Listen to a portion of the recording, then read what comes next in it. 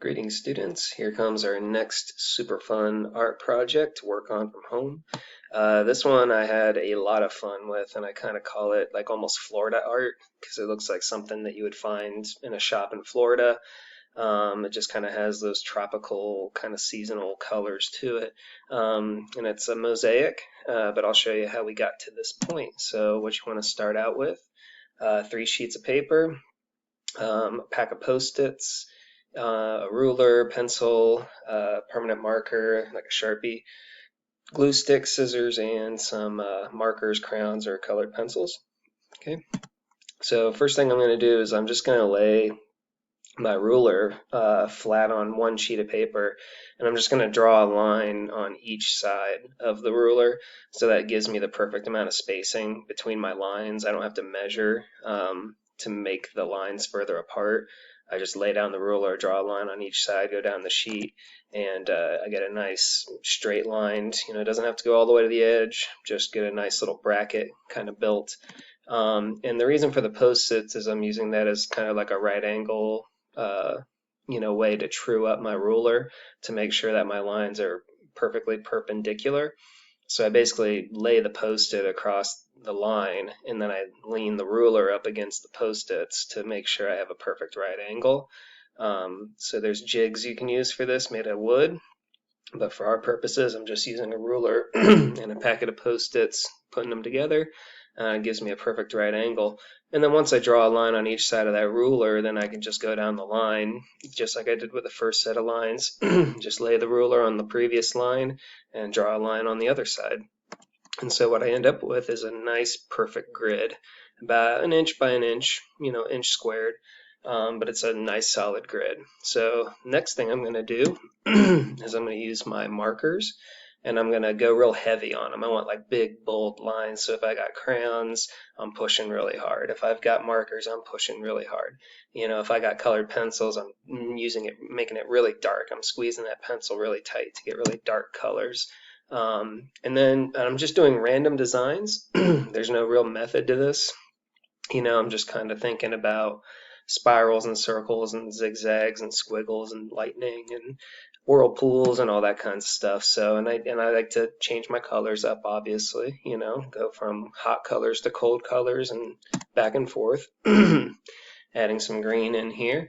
And once I kind of start feeling like I've got enough lines kind of drawn out, I'm going to kind of go in and start coloring in sections, just to kind of make it more random.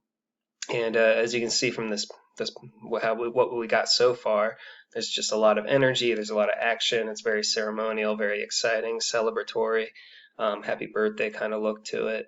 But it's abstract art and looks good. I'd say all the squares are kind of filled up.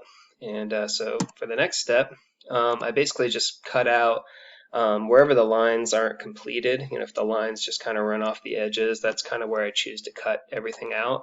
And so I'm just going to cut a rectangle, cut out that solid rectangle, and I've got 1, 2, 3, 4, 5, 6, 7 by 5 squares is pretty much what I've got cut out. But I'm not going to stop there with just cutting out that rectangle. I'm going to start cutting these into strips. Okay, so I'm going to cut, and I did that short ways, so I end up with strips of 5. Okay, and it's just a little bit easier to cut out something short than something long. And then once I've cut out those strips, I'm going to snip each little square off, and I'm going to lay them out and look at them.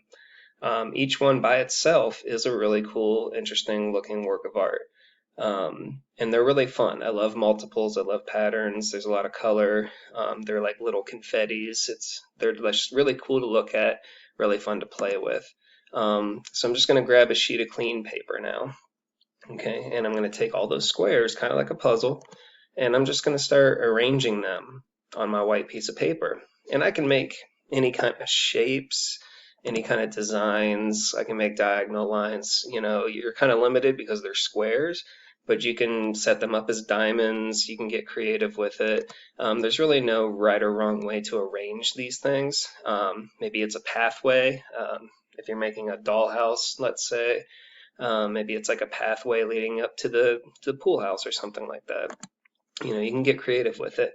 But for me, I just wanted to do a nice, solid, rectangular mosaic.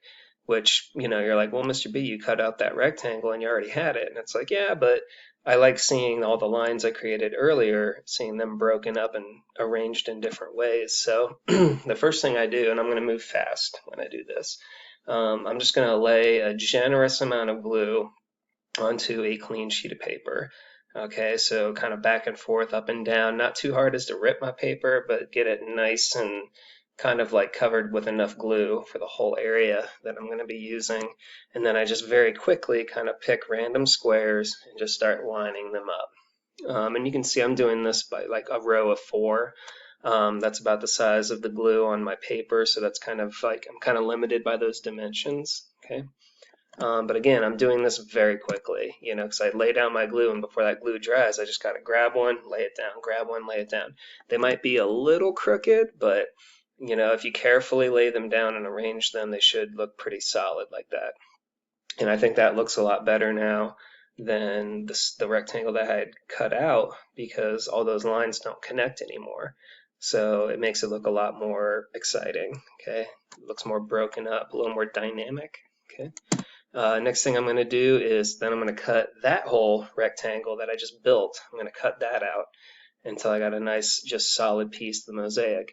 And that could be the completed art piece.